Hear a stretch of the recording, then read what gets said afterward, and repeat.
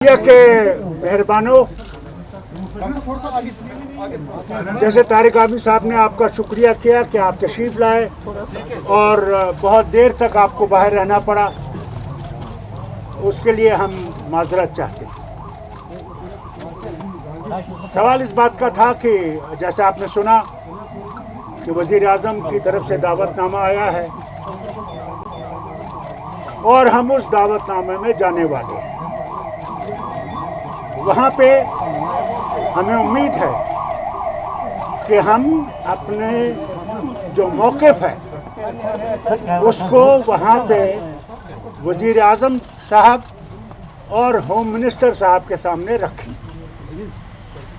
और उसके बाद जब वो मीटिंग ख़त्म हो जाएगी हम आपको भी ब्रीफ करेंगे यहाँ पे और दिल्ली में भी उनको ब्रीफ करेंगे कि हमने वहाँ क्या किया, क्या कहा और उनका रद्द-ए-अमल क्या था। यही हमने आपसे कहना है। हमारा मौक़िफ़ जो है वो आपको मालूम है, उसको दोहराने की ज़रूरत नहीं है। हमारा मौक़िफ़ जो है वो है और रहेगा। भैया एक आदमी पीछे तो बात करेगा। जिनको उन्होंने बुलाया है, महबूबा जी, मुझे, तारिक आमिर साहब को और जिनको भी हम में से बुलाया है, हम लोग जा रहे हैं। हमें उम्मीद है क्योंकि ये दावत जो है, क्या बात कर रहे हैं, ये दावत जो है ये लीडरों को अलग अलग दी गई, इसलिए हमें उम्मीद है कि वो इन सब लीडरों को अपनी पार्टी की तरफ से, क्योंकि ये इंडिविजुअल लीडर्स हैं, इंडिविजुअल पार्टीज हैं, इनको भी वैसे ही दावतनामा आएगा जैसे हमें आया।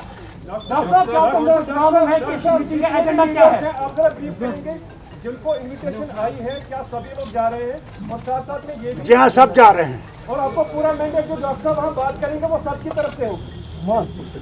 मेरा जो देखिए, ये भी बात करेंगी अपनी तरफ से, मैं भी बात करूंगा।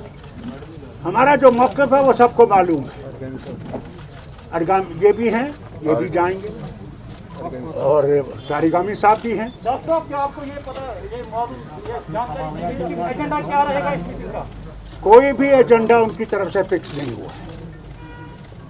वहाँ पे आप हर बात पे बोल सकते हैं। ये डॉक्टर साहब इसलिए पूछ रहे हैं कि जब ये लोगों का एक फीडबैक है कि जो दिल्ली में मीटिंग होने वाली है तो उनकी चॉइस होगी, वही होगा, और कोई भी लीडर जाएंगे उनकी शायद किसी की। ये सुनिए जरा, मैं इसमें एक गुजारिश कर लूँगा, आपके जो कंसर्न हैं और बल्कि हमारे जम्मू कश्मीर और लद्दाख समेत लोगों के जो कंसर्न हैं, जो उम्मीदें हैं इस मीटिंग से और हमसे, हम आपको यकीन दिलाना चाहते हैं कि हम आसमान के तारे तो मांगेंगे नहीं, लेकिन वही मांगेंगे जो हमारा रहा है और हमारा ही रहना चाहिए। मैं एक गुजारिश, बोले प्लीज हैव सम पेशेंस। और चूंकि एजेंडा नहीं है, जिन्होंने मीटिंग बुलाई प्राइम मिनिस्टर ऑफ इंडिया ने, एजेंडा कोई मुकर्रर है या नहीं हमें इतला नहीं, और हमारा मौक़िफ़ जो है PAGD का, उसको हम दोहराएंगे उस बड़े ऐवान में, बड़ी लीडरशिप के सामने। वो हमें मौका मिला है, हम अपने आवाम को यकीन दिलाना चाहते हैं। हम एक minute, please please please please please not one way, please listen to us. हमें वहां जाना है अपने अवाम की वकालतनामा लेकर। हम वकालत कर लेंगे उस अदालत में जम्मू कश्मीर और लद्दाख के अवाम की तरफ से। वो वकालतनामा मिला है, आईन के अंदर जो हमें गारंटीज मिली हैं पहले से ही, हम उनके तहफ़्फ़ुज़ की खातिर अपील कर लेंगे प्राइम मिनिस्टर ऑफ इंडिया से कि वो रिकंसिडर कर ले। महबूबा जी। बाबा जी पहले पूछना चाहूंगा कि आप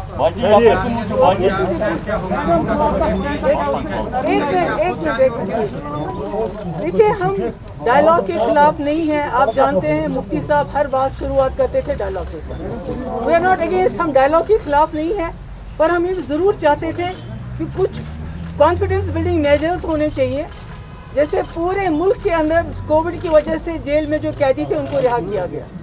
जम्मू कश्मीर के हवाले से भी ये होना चाहिए था, जो हमारे सियासी कैदी हैं या दूसरे डेटेनीज हैं उनको रिहा किया जाना चाहिए था। अगर वो वाकई चाहते थे कि वो जम्मू कश्मीर के लोगों को रीच आउट करना चाहते हैं, हम लोगों को रीच आउट करना चाहते हैं, जिनको पिछले 2 साल से उन्होंने इतना ह्यूमिलेट किया है, तो मैं समझती हूँ कि कम से कम ये उनको करना चाहिए था। मगर इसका कतई मतलब नहीं है कि हम डायलॉग के खिलाफ हैं। दूसरा, हमारा ये ख्याल था कि अगर PAGD के हेड के तौर पे फारूक साहब जाएंगे, मगर इनका ये है कि नहीं, हमको इंडिविजुअली इनवाइट किया गया है, सबको अलग अलग जाना चाहिए। हम उम्मीद करते हैं कि जैसे फारूक साहब ने भी कहा कि वहाँ कोई एजेंडा नहीं, उनका जो भी एजेंडा होगा, मगर हम अपना एजेंडा उनके सामने रखेंगे और बखूबी रखेंगे। और हम उम्मीद करेंगे कि हमारे जाने से कम इतना हो, जो जेलों में यहाँ और यहाँ से बाहर हमारे लोग बंद हैं उनको रिहा किया जाए, और साथ में जिनको रिहा नहीं कर सकते उनको कम से कम जम्मू कश्मीर ले आए।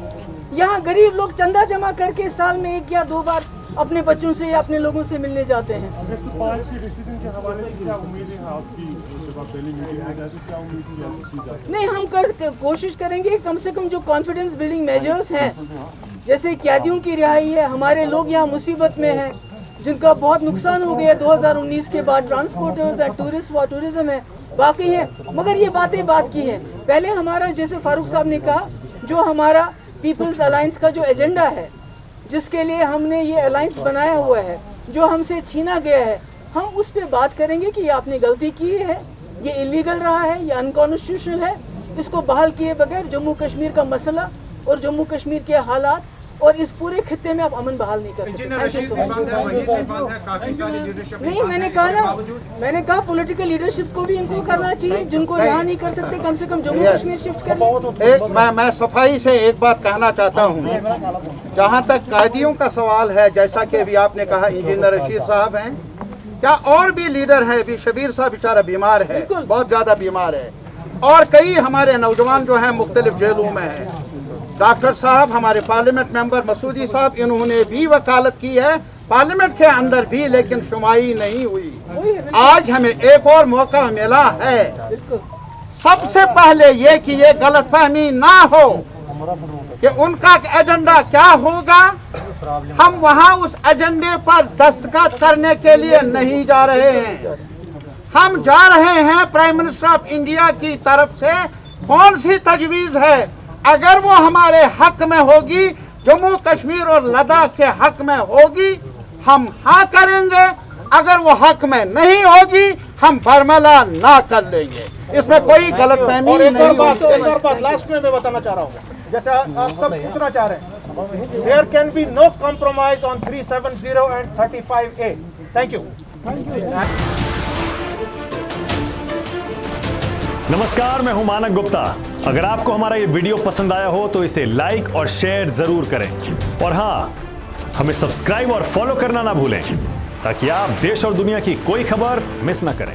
तो जुड़े रहिए हमारे साथ और देखते रहिए News 24।